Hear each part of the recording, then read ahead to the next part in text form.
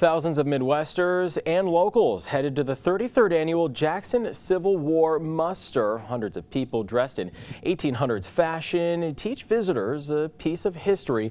Fox 47's Alani Latang was there as the guns and cannons went off. What's normally an everyday park known as Cascades in Jackson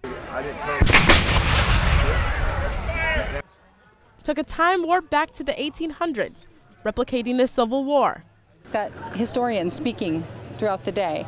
Jacksonburg is fashioned after Jackson from the Civil War era, and it was actually called Jacksonburg back then. You can wander through the town. There's a ton of stuff going on in Jacksonburg. Speakers, rallies, all kinds of things. Organizers rely heavily on volunteers to help with future Civil War musters. Local Boy Scouts and J-ROTC recruits are more than happy to lend a hand. We're selling programs, we're selling waters to help raise donations for the Civil War muster. Looking around, there's one thing missing. That's a Confederate flag. Organizers say the event is a neutral one. To ensure we keep up with U.S. history, there were hundreds of reenactors. Some kids enjoyed the history lessons, and others the cannons. My husband is an embalming surgeon.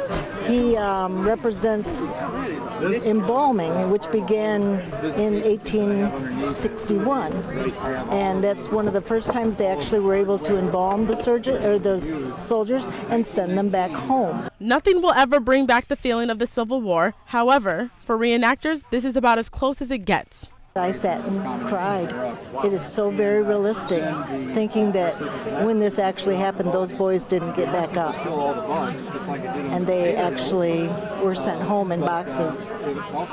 But today, of course, there'll be a day of reckoning and they can jump right up and walk away from it. In Jackson, Alani Latang, Fox 47 News. This event is the largest and longest running Civil War event in the Midwest. If you missed it today, you can join them in the park tomorrow starting at 9 a.m.